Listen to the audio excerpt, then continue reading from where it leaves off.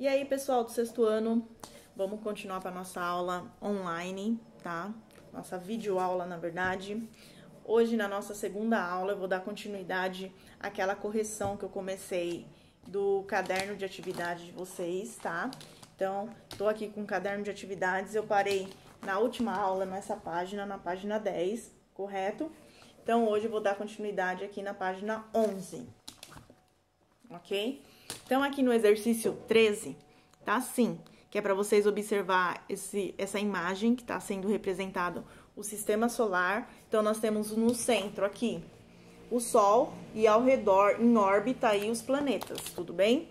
Nela, é possível perceber que o Sol e os planetas desse sistema. Então, aqui estão todos os planetas em órbita, o Sol no centro, em órbita, quando eles estão girando em torno do Sol. A pergunta é: o que mantém os planetas do sistema solar em sua trajetória ao redor do Sol? É a força gravitacional, tá? Então, o que acontece? A radiação solar mais a atmosfera formam a força gravitacional. E isso que mantém os planetas em órbita girando em torno do Sol. Porém, alguns se tornam mais atrativos, por isso que giram mais em torno do Sol, e outros menos atrativos, que é o caso de Urano, Saturno, Netuno, que giram mais longe do Sol, tá bom? No exercício 14, tem aí os sistemas de giro, certo? Tem o de translação e o de rotação. Aqui tem algumas frases, vou deixar assim, qualquer coisa vocês deem pause para vocês fazerem o ligamento. Então, aqui na parte de translação, é só o terceiro parágrafo, o quarto e o último. E o de rotação são todos os outros. Então, sempre o de translação é a Terra realiza em torno do Sol, translação. E rotação, ele gira em torno de si mesmo, tá? Translação e rotação. Então, rotação, questão de dias, e translação, questão de ano, ou até mesmo em questão de estações do ano, tá bom? Agora, nós vamos para a página 12, exercício 15. A. Por que o relógio de sol depende da luz solar para funcionar? Então, aqui eles colocaram a imagem do relógio de sol. Ele depende da luz solar, por quê? Porque aqui, ó, tem que bater a radiação solar, vai dar essa sombra, e aonde a sombra está, eles sabem que é o horário. Então, por exemplo, aqui tá 12, né? Aqui é que tá bem fraco, não dá pra ver. Então, aqui tá 13, desculpa, 14, 15. 15, então, 15 horas. 15 horas são 3 horas da tarde. Então, eles sabiam. Então, não tinha o horário como acontece hoje. Que hoje nós temos o horário como, por exemplo, são 15 horas e 23 minutos. Antes, eles não tinham isso. Eles só tinham o horário de hora em hora, tá bom? Exercício B. Qual movimento da Terra está relacionado ao relógio de sol? É o movimento de rotação, porque rotação gira em torno de si mesmo e é em questão de um dia. Lembra que eu falei para vocês? Já em translação, não.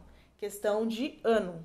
Então, são 365 dias mais 6 horas. Só relembrando que essas 6 horas, se nós fizermos 6 vezes 4, dá 24, por isso que nós temos o ano bissexto, a cada 4 anos, tá bom? No exercício 16, tem uma tabela. E aí, vocês vão ter que colocar, vou até colocar próximo também. Se alguém quiser dar o pause para responder, fica mais fácil. E aí, vocês vão ter que colocar quais são planetas e quais são planetas anão. Então, Mercúrio, planeta, Vênus, planeta, Marte, planeta, Júpiter, planeta, Urano, planeta, Ceres, planeta anão.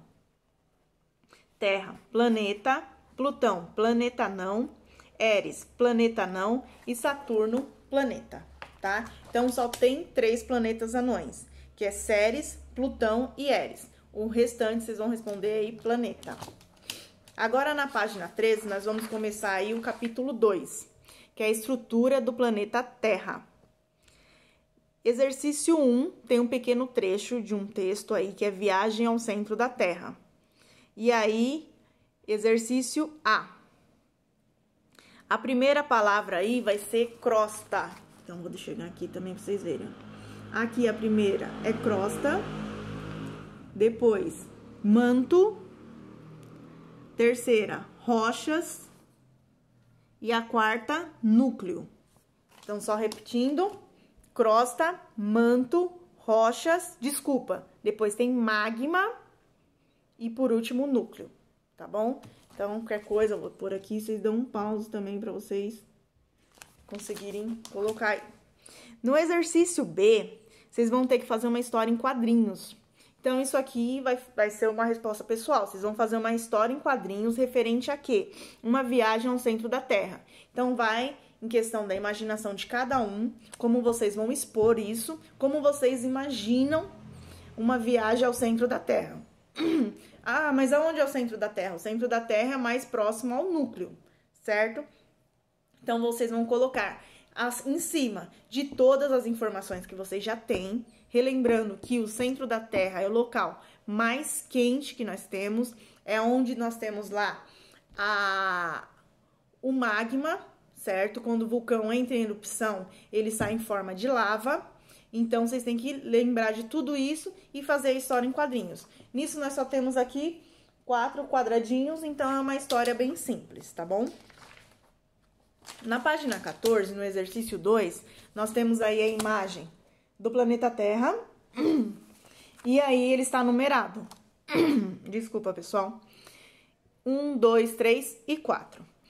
Aí, vocês têm que, embaixo, os números também, vocês vão ter que colocar o nome e explicar cada um deles, tá? Então, vou estar fazendo com vocês. 1, essa parte azul, tá? Que é onde nós vivemos, que é a crosta terrestre. Camada que reveste a Terra. Então, vocês vão pôr crosta terrestre, vírgula, camada que reveste a Terra. 2, manto.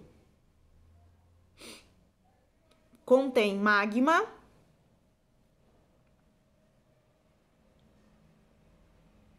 denominado lava, quando é expelido pelos vulcões. 3. Núcleo externo, vírgula, formado por ferro e níquel no estado líquido. Por que fica no estado líquido? Porque a parte do núcleo aí, mesmo sendo a parte externa, ela é muito quente, tá? Então, a temperatura é bem elevada. Pra vocês terem noção, consegue derreter ferro. Então, se eu pegar um portão da casa de vocês e jogar lá nessa parte, derrete facilmente. E 4, núcleo interno, vírgula, camada mais interna do planeta, tá bom? Agora, o exercício 3, tem aí o Felipe, ele tá fazendo um experimento, um vulcão, certo? Porém, o que ele tá fazendo? Ele pegou aqui a argila, no meio ele vai jogar o bicarbonato, certo? E com vinagre. Se eu misturo bicarbonato com vinagre, se vocês quiserem, se estiverem em casa, pode colocar até dentro de um copo. Vocês vão ver que ele vai fermentar e vai acabar saindo do copo. E nisso ele fez nesse sentido, a argila tá em formato aí do vulcão. E o vinagre junto com o bicarbonato vai fazer ele fermentar. Com isso vai subir e é como se o vulcão estivesse entrando em erupção, tá bom? Então, aí na página 15... a questão A está assim: relacione as semelhanças e as diferenças entre o vulcão feito por Felipe e um de verdade. Então, a diferença e a semelhança, é a estrutura do vulcão e o derretimento do líquido vermelho. Isso são as semelhanças, tá? Porque ele fez ali de argila, ficou, ó, parecendo com um vulcão, aqui embaixo. E o derretimento do líquido vermelho. Agora, as diferenças. O material utilizado é óbvio que não é o mesmo, porque ele usou bicarbonato e vinagre, então vocês podem colocar material utilizado. e já lá no vulcão de verdade é magma, que quando sai em forma de lava. A falta do gás e da poeira. Então, pode colocar só isso, tá? Diferença, os materiais utilizados e a falta de gás e poeira. B. Como você descreveria a lava que sai dos vulcões? Vocês podem colocar quente e avermelhada. 4. Como é o interior da Terra? Então, o interior da Terra é formado por camadas, como nós acabamos de falar aqui nessa imagem. Nós temos aí a crosta, o magma, o núcleo externo e o núcleo interno, certo? Então, é formado por camadas. Aí, vocês podem colocar, tem a crosta terrestre, manto, núcleo externo e núcleo interno. Exercício 5. Sobre as rochas, complete as frases. As rochas são agregadas naturais de minerais. Resposta do A, minerais. B, ígneas, tem acento agudo no I, tá? Ígneas. E a segunda palavra do B, magma. C, intrusivas. D, granito. E E, extrusiva. Exercício 6. É possível afirmar que tanto as rochas sedimentares quanto as metamórficas precisam de outras rochas para existir? Justifique sua resposta. Sim. Porque lembra que eu falei para vocês que depende que uma esquenta a outra esfria a outra, então elas vivem como se fosse um ciclo, tá? Como se fosse o ciclo da água, que depende da evaporação, vira condensação, chove. Evaporação, e aí tem aquele ciclo como se fosse da água. A mesma coisa acontece com as rochas, tá? Então, vocês vão colocar sim, pois as rochas sedimentares são formadas de outras rochas, como também as metamórficas. No exercício 7, tem aqui essa tabela, rosa aí, com diversas palavras diferentes de tudo que tem a ver com os tipos de rochas. Essa resposta aqui é pessoal, porque tá pedindo para vocês elaborarem um texto com essas palavras. É óbvio que cada um vai fazer um texto de uma forma diferente. Então, eu vou pedir para vocês fazerem esse texto aí. Qualquer coisa, quando nós voltarmos, eu dou uma lida no texto de vocês, tudo bem? Agora, na página 16... Exercício 8. Aqui nós vamos ter que colocar verdadeiro ou falso. E a frase que estiver de forma incorreta, ou seja, falsa, nós vamos ter que corrigi-la, tá bom? A é verdadeira. A B é falsa.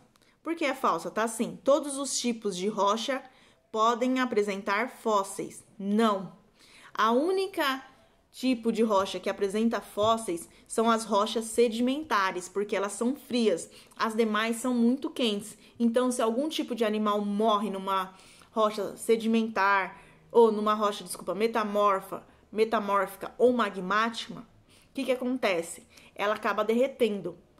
Então, aí não vai ter vestígios ou resto daquele tipo de animais. Não vai encontrar ossos, não vai encontrar pele, não vai encontrar nada, tá bom? Então, a resposta, vocês na correção vão colocar assim: somente as rochas sedimentares podem apresentar fósseis. C, verdadeiro. E na D, também verdadeiro, tá bom? 9. A, o que são fósseis?